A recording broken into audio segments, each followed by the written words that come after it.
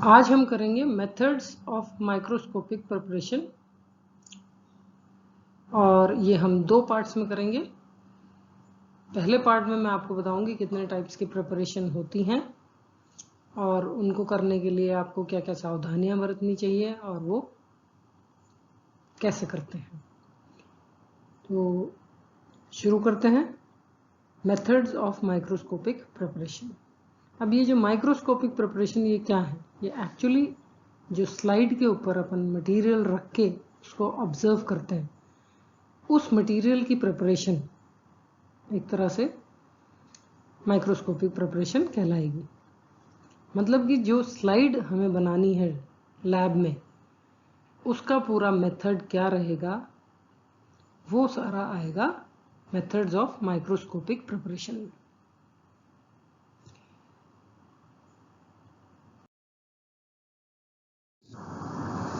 अब इसमें देखिए ये टाइप्स ऑफ माउंटिंग मैंने दिखा रखी हैं। ये दो प्रकार की होती हैं, एक तो होती है टेम्पररी माउंटिंग और दूसरी होती है परमानेंट माउंटिंग। टेम्पररी माउंटिंग जैसा इसका नाम है कि ये टेम्पररी होती है, ज़्यादा दिन तक नहीं चल सकती। आप बनाएं उसको लैब में, तुरंत उसको ऑब्जर्व करें और फिर उसको वॉश करके स्लाइड को रख दें। ये हम ऐसे नहीं है कि इसको हफ्ते भर तक रख लें या महीने भर रख लें या सालों साल रख लें, वो तो सवाल ही नहीं। जी तो बस बनाई आपने, उसी समय आपने ऑब्जर्व करी और फिर ये ख़त्म है। मतलब आप इसको ज़्यादा टाइम तक यूज़ नहीं कर सकते हैं। और ये जो टेम्पररी माउंटिंग होती है ये भी तीन प्रकार की होती है, ये अभी अपन डिस्कस करते हैं। तो अभी इस वाली स्लाइड में दूसरे पॉइंट पे आ जाइए, परमानेंट माउंटिंग। तो टेम्पररी से उल्टी, अब जैसा नाम है परमानेंट, तो ये सालों साल तक अगर एक बार स्लाइड अपन ने बना ली तो उसको हम देख सकते हैं और वो वैसी की वैसी बनी रहेगी। उसमें हम जो प्रोसेस यूज़ करते हैं वो इस प्रकार होता है कि वो स्लाइड वैसे के वैसे बनी रहेगी सालों तक।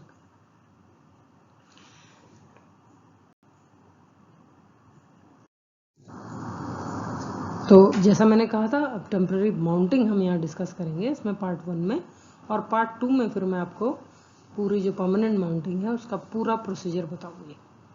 तो टेम्पररी माउंटिंग अब आप जैसा स्लाइड में देख रहे हैं, जो पहली है वो है माउंटिंग इन वाटर, दूसरी है माउंटिंग इन नॉर्मल सलाइन और तीसरी है माउंटिंग इन ग्लिसरीन। जो ग्लिसरीन जो होती है उसमें हम इसको मटेरियल को माउंट करते हैं। तो लैब में हमें कई तरह की चीज़ों को ऑब्जर्व करना होता है और जैसे माउंटिंग इन वाटर है तो जैसे प्रोटोजोन्स हैं वो पानी में पाए जाते हैं और नंगी आँख से दिखते भी नहीं हैं। तो ऐसा हम कोई सोर्स से वाटर लेंगे जहाँ पे हमें पता है कि बहुतायत में हैं एनिमल्स, जैसे अमीबा, पैरामीशियम, यूग्लिना।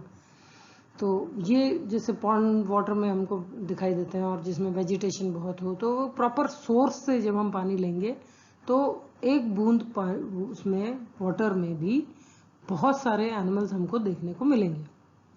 तो अब ये जो एक बूंद पानी अपन लेते हैं तो उसको हम स्लाइड पे रखते हैं और हम उसको माइक्रोस्कोप के नीचे ऑब्जर्व करते हैं।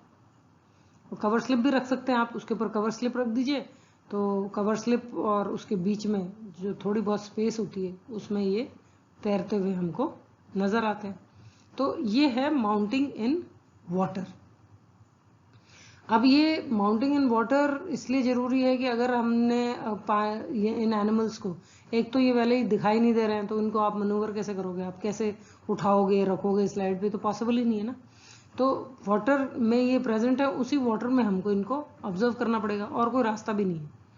तो इसलिए ये जो स्लाइड्स हैं ये हम वाटर में ही बनाते हैं, उसी से मैं ऑब्जर्व करते हैं और फिर ये ख़त्म हो जाती है। अगर इनको परमानेंट बनाना है तो फिर उसका और तरीका है, वो फिर उसमें स्लाइड को फिर दूसरी तरीके से प्रिपेयर करना पड़ता है।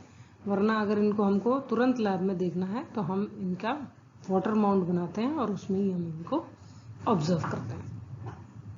सेकंड है माउंटिंग इन नॉर्मल सेलाइन।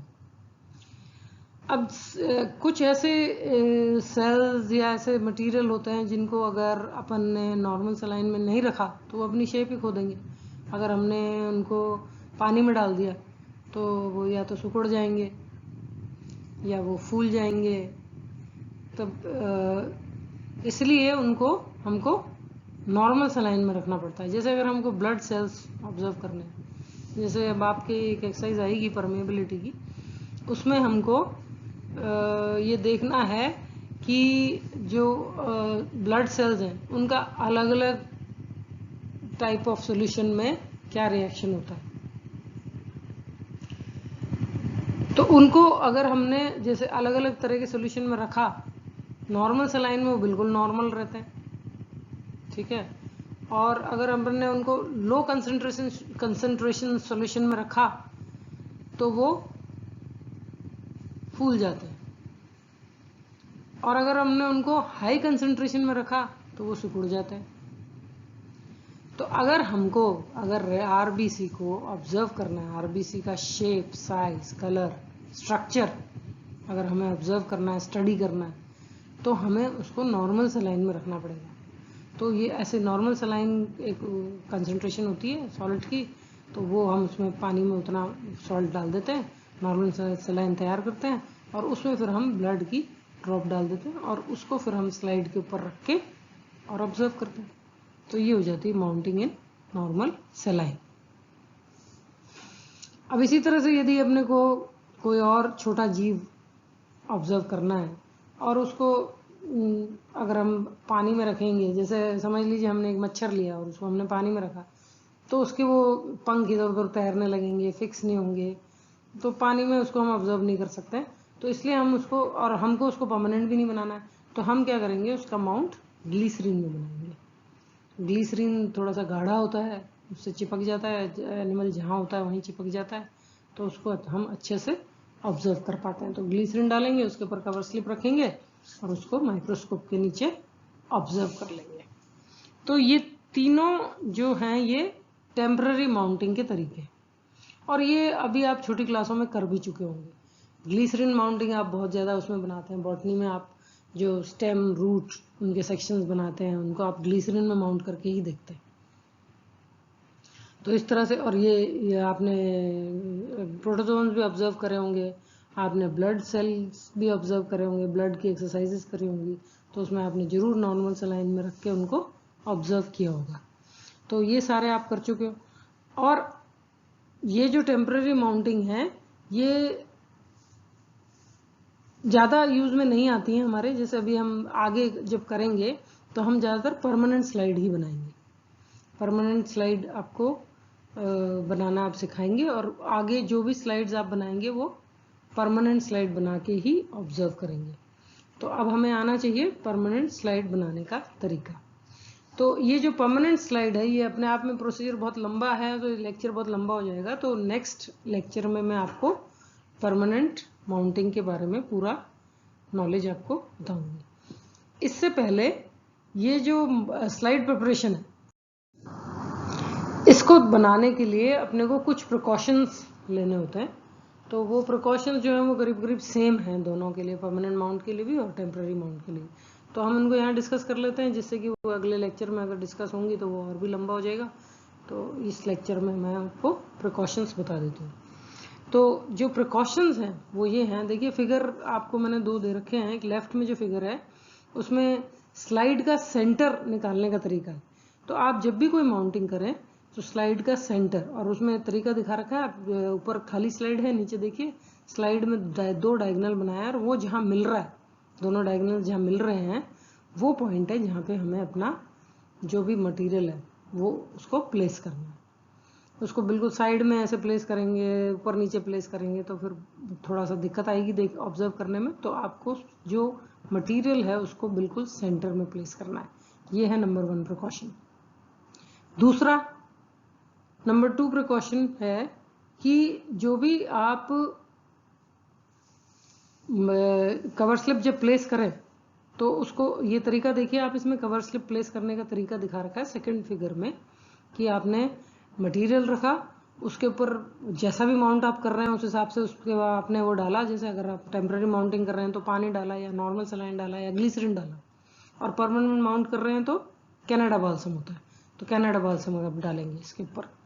और उसको फिर अपन जो भी माउंटिंग मीडियम अपन ने लिया है उससे कवर स्लिप का एक एज टच करेंगे और उसको नीडल से धीरे धीरे नीचे ले आएंगे।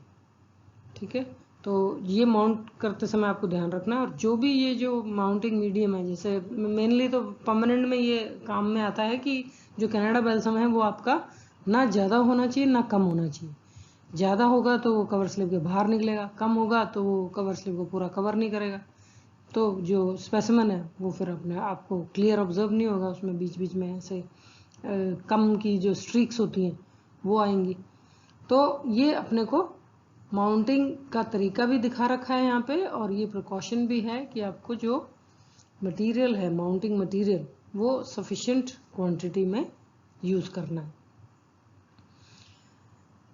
हालांकि अब परमानेंट माउंटिंग में कनाडा बाल्सम यूज़ होगा, लेकिन मैं बता दूं आपको कि जो कनाडा बाल्सम है वो आपको बिल्कुल ऐसा यूज़ करना है जिसमें एयर बबल्स ना हो।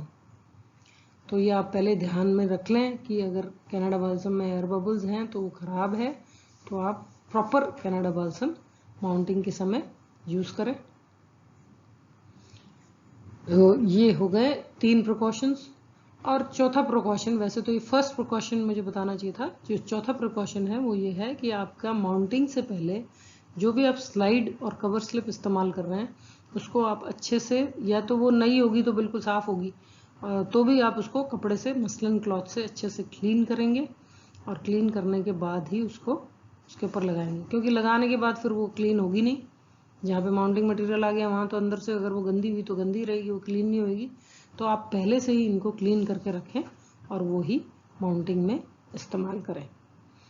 तो this finishes this part of microscopic preparation, and now we look forward to microscopic preparation 2.